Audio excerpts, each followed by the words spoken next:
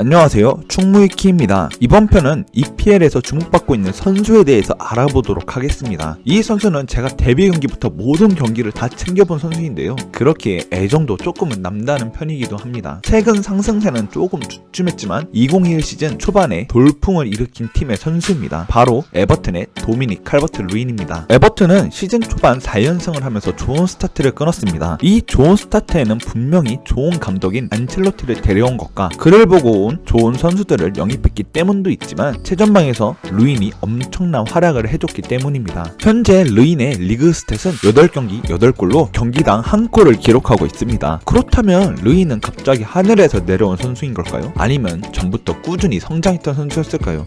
개인적으로는 반반이라고 생각하지만 사실 루인은 저번 시즌 전반기까지만 하더라도 에버튼 팬들에게는 애증의 선수 중 하나였습니다. 그렇다면 루인에 대해서 알아가는 시간을 갖도록 하겠습니다. 루인은 셰필드의 유스 출신으로 1군 진입을 바라보고 있었습니다. 하지만 당시 셰필드 감독은 경험이 많은 선수를 기용하는 것을 선호했던 터라 그가 실력이 있음에도 1군에서 출전 기회를 얻지 못했습니다. 루인은 1군 진입을 위해 미드필더 박스 투 박스로 포지션을 변경하기까지 했지만 별 소득이 없는 변화였습니다. 그래서 그는 논리그로 임대를 강요합니다. 이렇게 루인은 어떻게든 경기를 뛰고 싶었던 선수였습니다. 하지만 이 임대를 통해 그의 운동 능력과 공격적 재능을 인정받아 다시 공격수로 뛸 수 있게 됐습니다. 당시 셰필드의 유스 아카데미 디렉터이자 현 에버튼 U23 감독인 데이비드 언스워스는 경기를 뛰는 모습을 보며 다이아몬드가 될 원석을 찾았다고 했습니다. 그는 인터뷰에서 루인이 훈련하는 모습을 봤고 그가 금방 대단한 선수로 성장하게 될 거라 확신했습니다. 그의 서전트 점프는 제가 지금까지 축구에 몸담아왔던 모든 시간을 통틀어 그보다 높이 뛰었던 선수는 없었으니까요 라고 했습니다. 결국 셰필드에서 1군 안착에 실패한 루인은 1617 시즌 여름 이적 시장에 언스워스의 러브콜에 따라 1.5M 파운드로 에버튼에 합류했습니다. 그의 첫 시즌은 솔직히 그리 나쁜 편은 아니었습니다. 16년 12월 13일 아스날과의 경기에서 후반전 80분에 데뷔했던 그는 발전하는 모습을 보여줬습니다. 하지만 17년 1월 3일 소튼과의 경기에서 이제야 성인 무대에 적응한 듯 좋은 폼을 보여줬던 찰나 전반 8분 만에 발목 부상으로 아웃됐고 2개월 후에 돌아오게 됩니다. 복귀 후 데뷔골을 헐시티전에서 터뜨렸죠.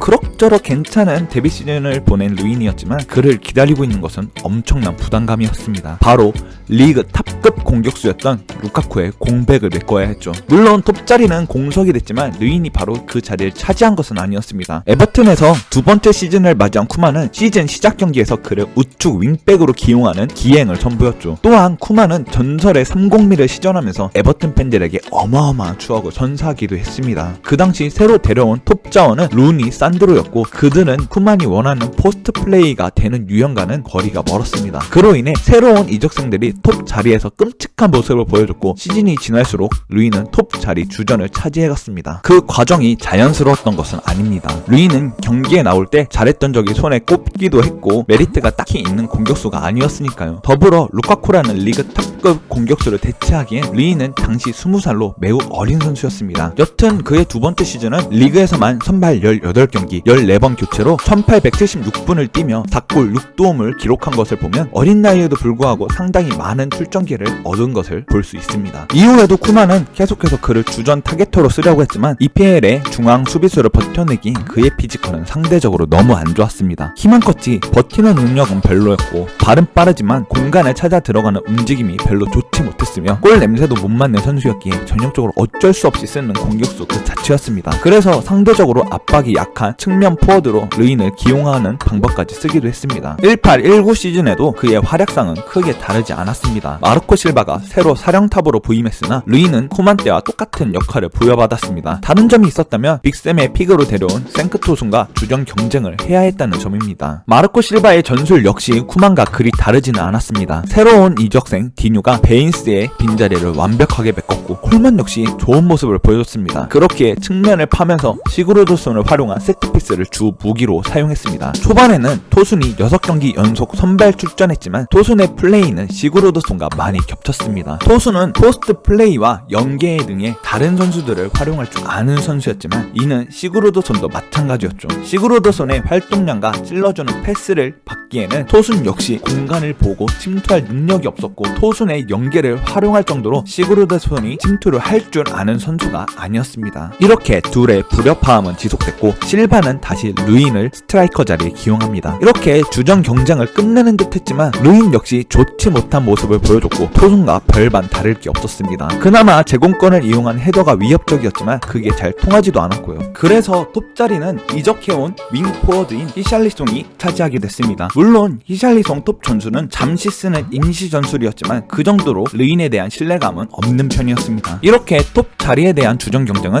3파전으로 진행됐고 루인은 그 시즌 19경기 선발 16경기 교체로 1776분을 뛰며 6골 2도움을 거뒀습니다. 결과적으로 스트라이커의 성적이라기엔 너무 초라했죠. 그래도 그의 피지컬적인 능력은 발전해 소위 말하는 등딱은 되는 선수가 됐습니다. 데뷔 시즌부터 3년 동안 쿠만, 빅샘, 마르코 실바를 겪으면서 그는 선발 경기에 이름을 오르락 내리락하는 주전 같지 않은 주전 선수였습니다. 루인은 3시즌 동안 자신의 대선배 루카쿠를 대신해야 했지만 좋지 못한 성적에 큰 부담감을 느꼈습니다. 하지만 그는 자신을 믿었고 자신이 좋은 선수가 될 수 있다는 확신이 있었습니다. 19-20 시즌 9번으로 번호를 교체한 루인은 전반기에도 비슷한 흐름을 가져갔지만 그는 인생의 전환점을 맞이하게 됩니다. 마르코 실바의 경질로 팀의 레전드이자 수석 코치였던 덩컨 퍼거슨이 쥐봉을 임시로 잡게 된 것입니다. 퍼거슨은 임시 감독으로 강등권으로 침몰했던 에버튼을 4경기 동안 1승 3무를 거두면서 팀이 반등할 초석을 닦았습니다. 거기에 1승은 첼시를 잡아내는 성과였죠. 더욱이 가장 중요한 것은 원톱 체제의 4-2-3-1을 사용했던 에버튼을 투톱의 4-4-2로 변화시켜 수비 안정화와 동시에 공격력을 폭발시킨 것입니다. 그리고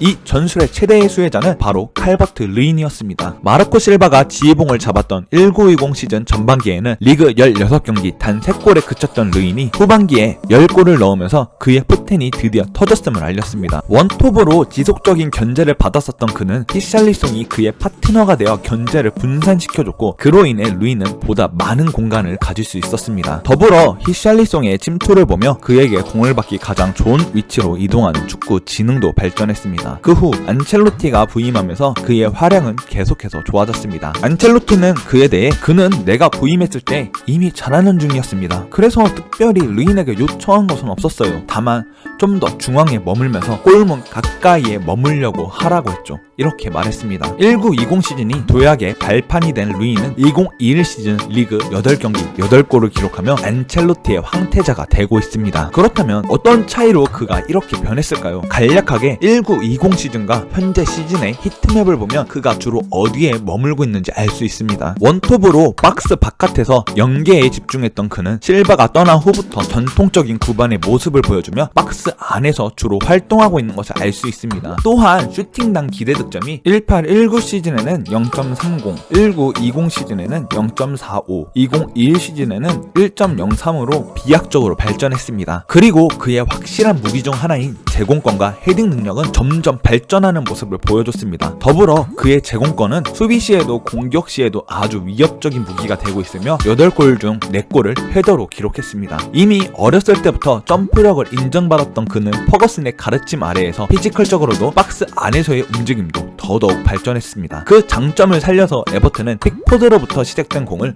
루인이 따냄으로써 좀 더 수월하고 빠른 공격을 할 수 있게 됐습니다. 이렇게 루인은 에버튼에서 4년 동안 꾸준히 발전해왔습니다. 그리고 그의 진가를 꿰뚫어본 언서스와 그가 잘하는 것을 확실하게 파악한 퍼거슨과 안첼로티가 그의 포텐을 터뜨렸습니다. 그리고 그는 이번에 국가대표에 승선하여 A매치 데뷔와 데뷔골을 기록하였고 국가대표로도 좋은 모습을 보여주고 있습니다. 아직 2021 시즌은 8경기밖에 치르지 않았습니다. 이번 시즌 EPL은 에버튼의 돌풍으로 또 다른 재미를 선사하고 있습니다. 과연 도미닉 칼버트 루인은 에버튼의 오랜 수건인 유럽양전 진출을 따낼 수 있을까요? 남은 경기 동안 얼만큼 활약할지 득점왕을 기록할 수 있는지 지켜보는 것도 또 다른 재미 중 하나겠네요. 에버튼과 루인의 선전을 응원합니다.